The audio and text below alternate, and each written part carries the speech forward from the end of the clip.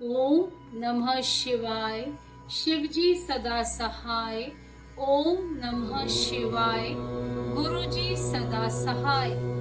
सती का योगाग्नि से अपने शरीर को भस्म कर देना, दर्शकों का हाहाकार, शिव पार्षदों का प्राण त्याग तथा दक्ष पर आक्रमण, ऋभुओं द्वारा उनका भगाया जाना तथा देवताओं की चिंता। ब्रह्मा जी कहते हैं, नारद, मौन हुई सती देवी अपने पति का सादर स्मरण करके शांत चित्त हो सहसा उत्तम दिशा में भूमि पर बैठ गई। उन्होंने विधि पूर्वक जल का आचमन करके वस्त्र ओढ़ लिया और पवित्र भाव से आंखें मूंदकर पति का चिंतन करती हुई वे योग मार्ग में स्थित हो गई। उन्होंने आसन को स्थिर कर प्राणायाम द्वारा प्राण और अपान को एक रूप करके नाभि चक्र में स्थित किया। फिर उदान वायु को बलपूर्वक नाभि चक्र से ऊपर उठाकर बुद्धि के साथ हृदय में स्थापित किया। तत्पश्चात शंकर की प्राण वल्लभा अनिंदिता सती उस हृदय स्थित वायु को कंठ मार्ग से भ्रुकुटियों के बीच में ले गई।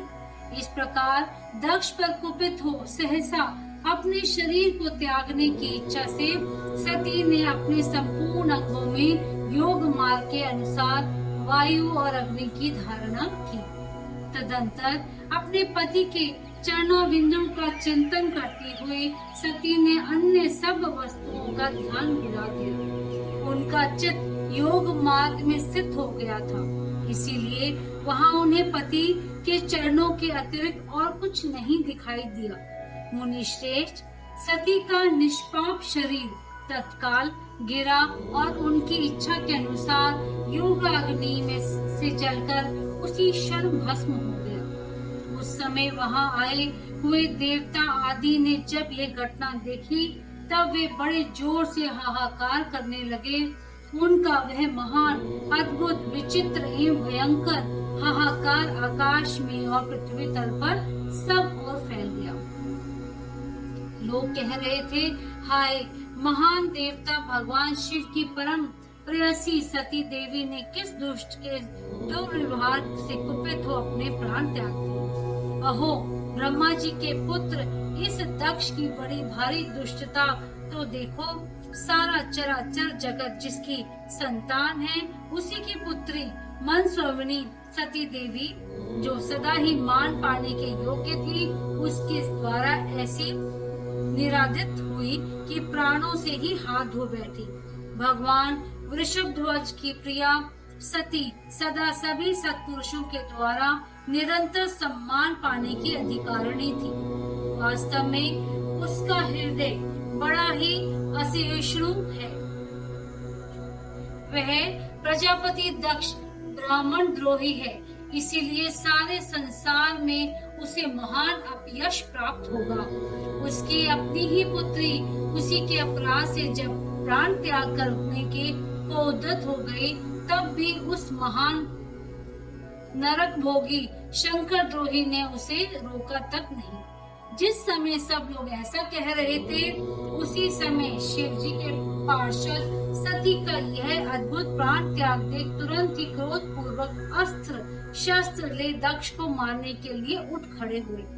यज्ञ मंडप के द्वार पर खड़े हुए वे भगवान शंकर के समस्त 60,000 पार्षद जो बड़े भारी बलवान थे अत्यंत रोष से भर गए और हमें धिक्कार है ऐसा कहते हुए भगवान शंकर के गणों के वे भी सभी वीर यूथपति बारंबार उच्च स्वर में हाहाकार करने लगे। देवर्षि कितने ही पार्षद तो वहाँ शोक से ऐसे व्याकुल हो गए कि वे अत्यंत तीखे प्राण नाशक शस्त्रों द्वारा अपने ही मस्तक और मुख आदि अंगों पर आघात करने लगे। इस प्रकार 20,000 पार्षद उस समय दक्ष कन्या सती के साथ ही नष्ट हो गए। वह एक अद्भुत सी बात थी। नष्ट होने से बचे हुए महात्मा शंकर के वे प्रथम गण क्रोध युक्त दक्ष को मारने के लिए हथियार लिए उठ खड़े हुए। उन्हें उन आक्रमणकारी पार्षदों का वेग देखकर भगवान भृगु ने यज्ञ में विघ्न डालने वालों का नाश करने के लिए नियतः अपहतः असुरः रक्षांसि वेदिशदः इस यजु मंत्र से दक्षिणा अग्नि में आहुति दी। भृगु के आहुति देते ही यज्ञ कुंड से ऋभु नामक सहस्त्रों महान देवता जो बड़े प्रबल वीर थे वहां प्रकट हो गए। मुनीश्वर उन सबके हाथ में जलती हुई लकड़ियां थी। उनके साथ प्रमथ गणों का अत्यंत विकट युद्ध हुआ जो सुनने वालों के भी रोंगटे खड़े कर देने वाला था। उन ब्रह्म तेज से संपन्न महावीर ऋभुओं की सब ओर से ऐसी मार पड़ी जिससे प्रमथ गण बिना अधिक प्रयास के ही भाग खड़े हुए। इस प्रकार उन देवताओं ने उन शिव गणों को तुरंत मार भगाया। यह अद्भुत सी घटना भगवान शिव की महाशक्तिमती इच्छा से ही हुई। वह सब देखकर ऋषि इंद्र आदि देवता मरुदगण विदेश्वरी अश्विन कुमार और लोकपाल चुप ही रहे। कोई सब ओर से आकर वहां भगवान विष्णु से प्रार्थना करते थे कि किसी तरह विघ्न टल जाए। वे उदिग्रह को बारंबार विघ्न निवारण के लिए आपस में सलाह करने लगे।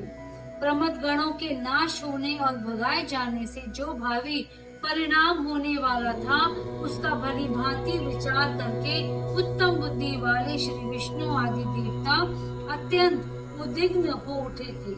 मुने इस प्रकार दुरात्मा शंकर द्रोही ब्रह्म बंधु दक्ष के यज्ञ में उस समय बड़ा भारी विघ्न उपस्थित हो गया। अध्याय 30 समाप्त।